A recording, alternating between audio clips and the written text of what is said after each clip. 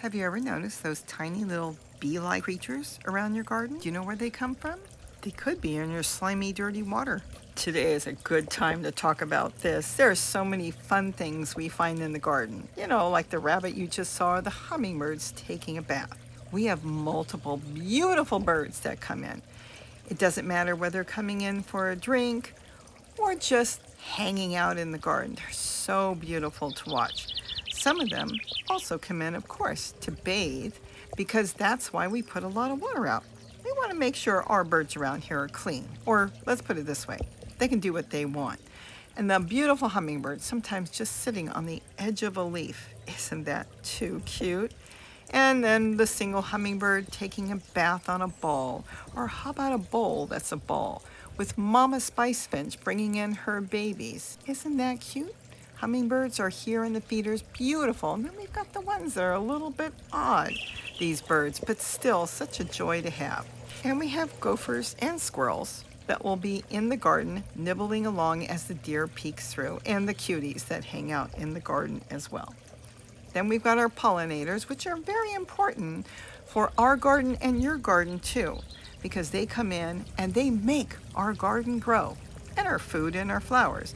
And then we have the occasional, odd looking birds, but they're part of our garden and we love them so. And then the stumpy tail lizard, I don't know how he lost his tail, but he hangs around on the deck and we see him quite often, just slithering around. Oh, slithering?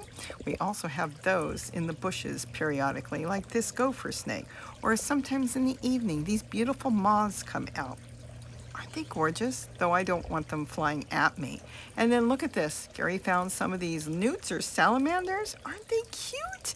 I actually think they're smiling, but then that's just what I'm thinking. And then this year we found this creepy looking spider. You know what this makes me feel like doing? Like what Gary's doing, staying off the ground on a ladder. But look what we found this year, something we've never talked about. Now this is really odd.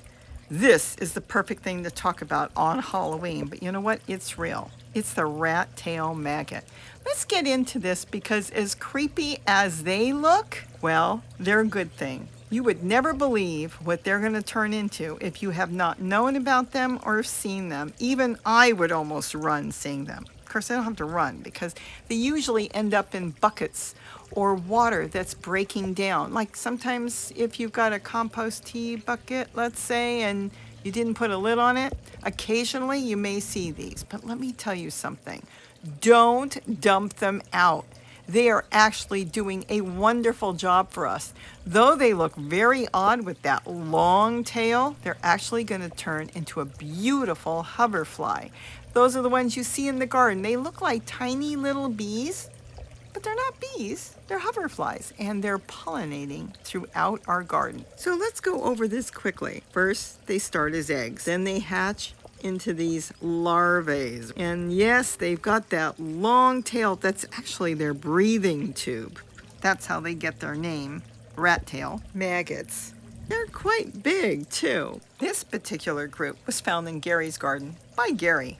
Then what's very important is they've got to climb out. And look at Gary. He's going to put a stick in there because if they can't get out, they will drown and they will die. Though they're aquatic at this point, they need to get out, they need to pupate, where they have to kind of make a cocoon. And then once they pupate, after about 8 to 10 days, they turn into that beautiful little tiny bee. And they're not a bee, they're a dronefly or a hoverfly. You see them flying around the garden. They can hover just like a hummingbird, and they look right at you. I've had them fly around me and look at me and check me out. It's just amazing, tiny little creatures. You'll be able to look at them and know they're not a bee, as they only have one pair of wings where bees have two sets of wings. And though they mimic the other types of bees, it's nice to know they don't have stingers. But they do need us to help them periodically. They tend to find water that's got matter in there, and they feed on that, like leaves and branches that fall in there. So they eat the debris from that. Where your fly maggots, you know, you find them in your trash cans and stuff, they're eating the breaking down matter from your food. But these, like I said, are aquatic. They have to live in water. So during that time, they're feeding on all the debris that's in the water.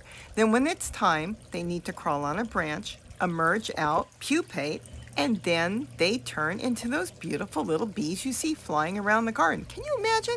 That's what they look like first. I mean, it's kind of like dragonflies. Dragonflies live part of their life underwater and then they come out, except dragonflies eat other insects. They're not really pollinators. It's just that they live underwater for the first half. And then once they're in our gardens, they're pollinating. They go from flower to flower, and I've heard that sometimes they can eat tiny little insects. I've had them follow me around the garden, buzz around me, but you know what? They may look like a tiny little honeybee, but they have no stinger, so they're not going to sting you or do anything to you. They're just going to pollinate your flowers. They go through the garden. They're eating nectar and pollen, and occasionally some aphids as well. So now when you go into your garden and you see these tiny little insects, not much bigger than a few grains of rice, flying around, looking like a bee, buzzing as they go, you'll now have an idea of where they came from, how they started, and how they ended up in your garden. Now remember, we do have a lot of native bees, so they may not be the hoverfly or the dronefly, but it probably will be if you see them because they are so tiny, buzzing around, and they're quite common. So with that, have a wonderful day, and don't forget to eat what you grow, and now you have a little piece of information you probably didn't even want. Bye-bye.